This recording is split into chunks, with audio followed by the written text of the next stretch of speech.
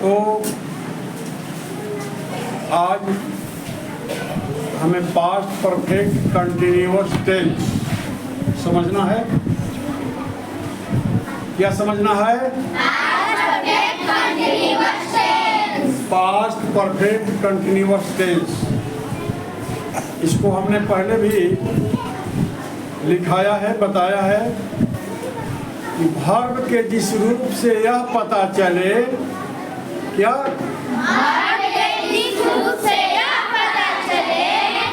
कि कोई काम बीते हुए समय में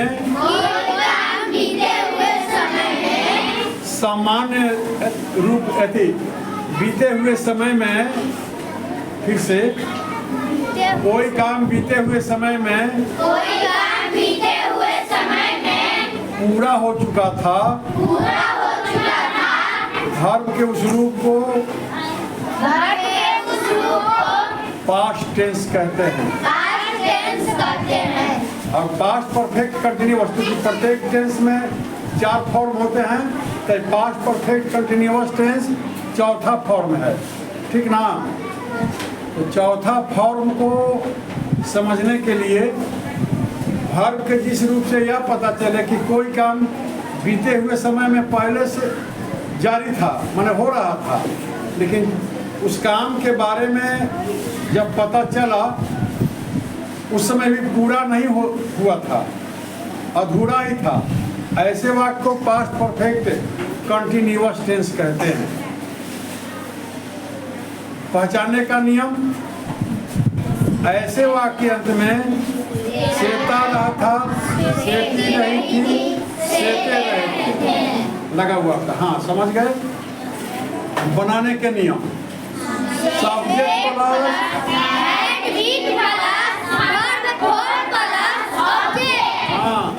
subject plus had been plus plus object. अब जैसे समय फिक्स है तो सीज का प्रयोग होगा, समय फिक्स है तो क्या होगा? और समय फिक्स नहीं है तो जैसे मैं सुबह से पढ़ रहा हूँ, चाहे पढ़ रही हूँ, तो क्या बनाएंगे? I had been reading since morning। अब वर्षों से मैं पढ़ता आ रहा हूँ।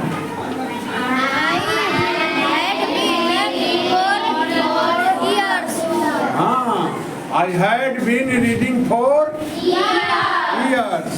I had been reading for years।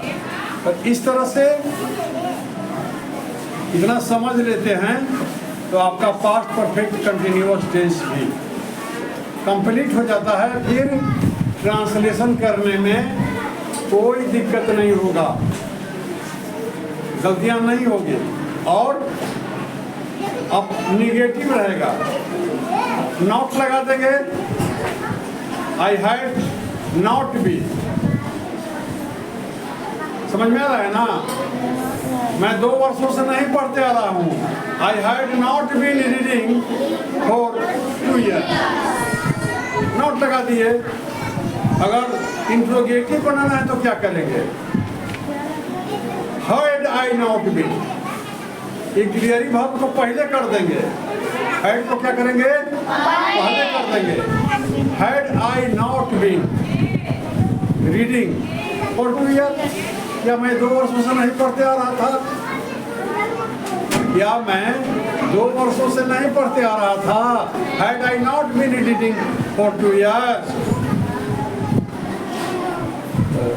Interrogative का भी हो गया। कहने का मतलब ये है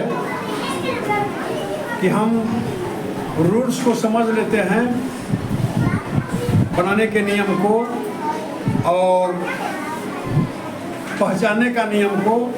पहचानने के नियम से यह पता चल जाता कि किस टेंस में अब कौन सा रूप है, और बनाने के नियम से पता चल जाता है कि कौन सा ऑक्सिलरी वर्ब लगाएंगे।